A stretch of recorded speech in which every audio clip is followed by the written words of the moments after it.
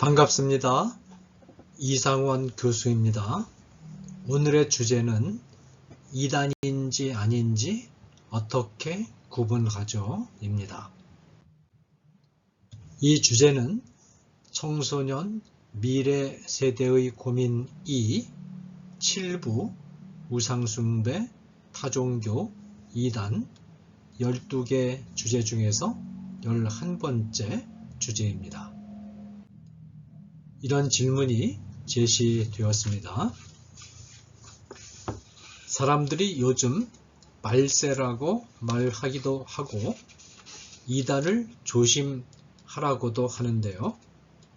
길에서나 집에 있을 때 성경 말씀을 가지고 말하는 사람들을 만나면 이단인지 아닌지 구별을 못하겠어요. 제가 성경을 전부 알지 못하니까 맞는 건지 틀린 건지 판단하기도 어렵고요. 혹시 하나님의 기준으로 이단인지 아닌지 구분하는 뚜렷한 방법이 있는지 궁금해요. 네, 이 질문에 대한 저의 답변입니다. 이단은 하나님과 구원의 길에 대한 잘못된 가르침을 주는 사람들과 그 공동체를 뜻해요. 유감스럽게도 기독교계 안에는 우리 친구들을 혼란에 빠뜨릴 수 있는 많은 잘못된 가르침들이 있죠. 사실 기독교의 가르침에 대하여 이단이 등장하는 것은 자연스러운 일이고 또 이단이 교회와 기독교인들에게 주는 유익도 있답니다. 먼저 이단의 등장이 자연스러운 이유는 기독교의 가르침이 유일하고 참된 진리이기 때문이에요. 원래 값비싼 진품에는 언제나 모조품이 등장하기 마련이죠. 명품에는 짝퉁이 있고 노래를 잘 부르는 유명한 가수에게는 모창 가수가 따라붙게 되어 있어요. 이처럼 기독교의 가르침에 대해 온갖 짝퉁 진리가 등장하는 것을 보면서 우리 친구들은 기독교의 가르침이 참된 진리이구나 라고 생각하면 되는 거예요. 그러면 이단의 등장이 왜 기독교인들과 교회에 유익을 줄까요? 하나님은 우주보다도 더 크고 더 깊으신 분이에요. 하나님이 마련하신 구원의 진리도 아주 깊고 오묘하고 신비로운 내용을 가지고 있죠. 인간이 아무리 노력해도 하나님과 구원에 관한 가르침 전부를 인간의 말과 언어에 다 담을 수가 없어요. 그렇다 보니 하나님과 구원에 관한 가르침에는 늘 부족한 부분, 분명하게 표현하지 못한 부분, 설명이 충분히 제시되지 못한 부분이 있을 수밖에 없어요. 단순한 마음으로 하나님을 믿고 착하게 신앙생활을 하는 성도들은 이런 부분이 있어도 사람이 하나님의 말씀을 100% 다 이해하지 못하는 것은 당연한 일이야 라고 생각하고 그냥 넘어가죠. 그러면 이 분명하지 못한 부분은 그대로 남아있게 되고요. 교회와 신학자들도 겉으로 크게 문제가 되지 않으니까 안일하게 생각하고 그냥 지나쳐요. 이단은 바로 이 약점을 공격하는 거예요. 이단은 이 부분을 꼬투리 잡아서 그러니까 기독교의 가르침은 잘못되었다라고 공격의 나팔을 불기 시작하죠. 그러면 교회는 화들짝 놀라면서 정신을 바짝 차리게 되고 부족했던 부분을 면밀하게 살펴보고 손질하기 시작해요. 그러면 이전보다 더 분명하고 잘 정리된 가르침이 나오는 거예요. 하나님이 이단을 등장하게 하시는 것은 정통교회가 게으름 속에 빠져서 꾸벅꾸벅 졸고 있을 때 양동이 한가득 찬물을 담아다가 확 퍼부어 정신을 번쩍 들게 해서 기독교의 가르침을 좀 더 분명하고 체계적인 가르침으로 가다듬게 하기 위한 것이지요. 그렇다면 어떤 가르침이 이단인지 아닌지를 알 수 있는 기준은 무엇일까요? 이단은 아주 복잡하고 다양해서 판별하는 기준도 매우 많이 제시할 수 있어요. 이 글에서는 그 많은 기준을 다 제시할 수는 없고 우리 친구들이 어떤 경우에도 절대로 받아들여서는 안 되는 몇 가지 이단의 특징을 말씀드릴게요. 첫째로 성경 말씀이 하나님의 말씀이 아니라 인간이 생각하고 연구한 내용을 기록한 것이라든가 이곳저곳에 흩어져 있던 고대의 문서들을 모아서 적당히 짜집게 해서 만든 책이라고 주장하면 이단이에요. 예를 들어서 모세의 율법은 모세 당시에 이미 있었던 바벨론 제국의 법전인 우르남무 법전이나 함무라비 법전을 가져다가 책상에 펼쳐놓고 마음에 드는 내용을 뽑아서 조금씩 손질해서 편집한 것이라고 주장하는 사람들이 있어요. 이것은 잘못된 성경관이에요. 모세의 율법은 하나님이 모세에게 직접 불러주시고 모세가 받아 적은 것이거든요.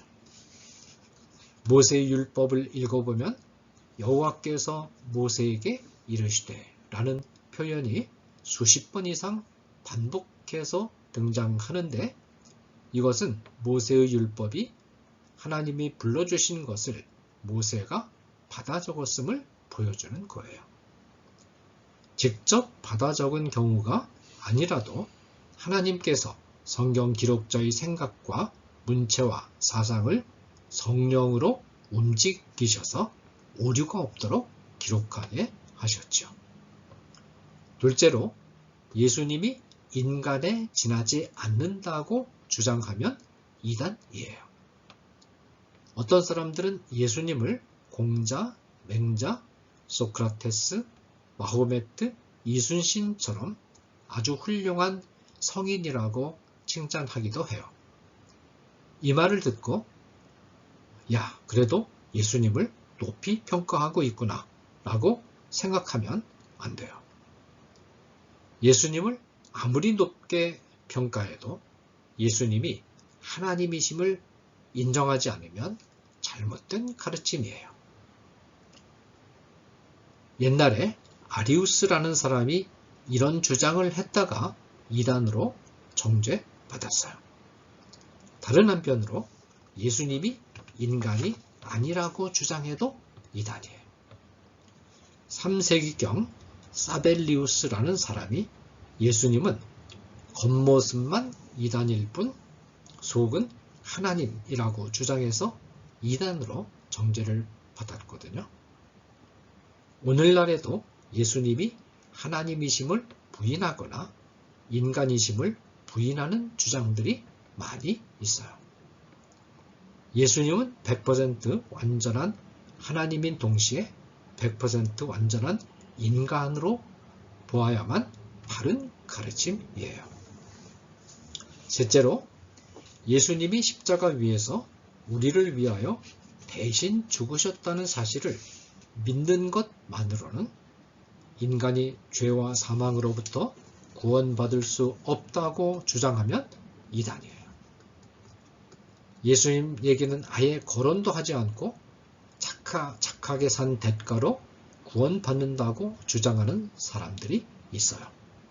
물론 잘못된 주장이에요.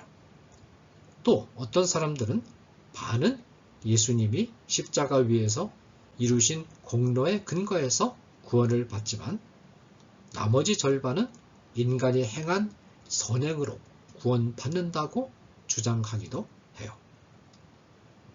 또 어떤 사람은 이 세상에서 예수님을 구주로 영접할 때는 일단 구원을 받지만 이 세상을 떠날 때 천국에 들어가느냐의 여부는 구원받은 이후에 어떻게 사느냐에 따라서 다시 결정된다고 주장하기도 해요. 이런 주장도 역시 이단이에요. 예수님을 구주로 영접할 때 영원히 구원받는 것이나 세상 떠날 때 천국에 들어가는 것이나 세상 종말의 때에 몸까지도 신령한 새 몸을 입고 완전한 구원을 받는 것이나 모두 오직 예수 그리스도의 공로에만 의지하여 구원받는다고 말해야 바른 가르침이에요. 넷째로 기성교회들의 부족한 부분들을 지적하고 개선을 제안하는 것은 필요하지만 기성교회들은 모두 타락했으니 참된 성도가 되려면 교회에서 기성교회에서 탈퇴하여 자신들이 운영하는 공동체 안에 들어와야 한다고 주장하면 이단이에요. 교회는 완전한 사람들이 모인 곳이 아니라 용서받은 죄인들이 모인 곳이에요. 용서받은 죄인들은 마지막 날까지 조금이라도 더 온전한 모습을 갖추어 가기 위해 노력해야 하지만 이 세상에서는 결코 완전한 단계에 이를 수 없어요. 죄인들이 모인 교회는 항상 불완전해요. 우리는 완전한 모습을 향해서 노력하되 언제나 불완전할 수밖에 없는 현실을 인정하고 이해하는 것이 필요해요. 다섯째로 성경에 기록된 초자연적인 사건이나 약속을 부인하는 가르침도 이단이에요. 예수님이 처녀의 몸에서 탄생하셨다는 사실을 부인하거나 보리떡 5개와 물고기 2마리를 가지고 남자만 5,000명이 넘는 사람들을 먹이신 기적의 사실을 부인하거나 예수님이 물 위를 걸으셨다는 사실을 부인하거나 죽었던 나사로를 살리셨다는 사실을 부인하거나 사망 권세를 이기고 부활하셨다는 사실을 부인하거나 믿는 자들도 예수님처럼 부활한다는 약속을 부인하는 것도 이단이에요. 성경에는 하나님이 기적적으로 행하신 일들이 아주 많이 기록되어 있는데 이성적으로나 경험적으로 따져볼 때 이해되지 않는다는 이유로 이 기록들을 부인하면 이단이 되는 거예요. 하나님은 전능하신 분이므로 얼마든지 이런 기적들을 행할 수 있다고 믿는 것이 바른 가르침이죠. 여섯째로 예수님이 재림하시는 날짜를 구체적으로 지정하면 틀림없는 이단이에요. 예수님은 자신이 다시 오시는 날짜는 자신도 모르고 오직 아버지 하나님만이 아시는 지식이라고 말씀하셨어요. 마가복음 13장 32절, 사도행전 1장 7절 말씀이에요. 그리고 사람들에게 이 날짜를 알려고 하지 말라고 하셨어요.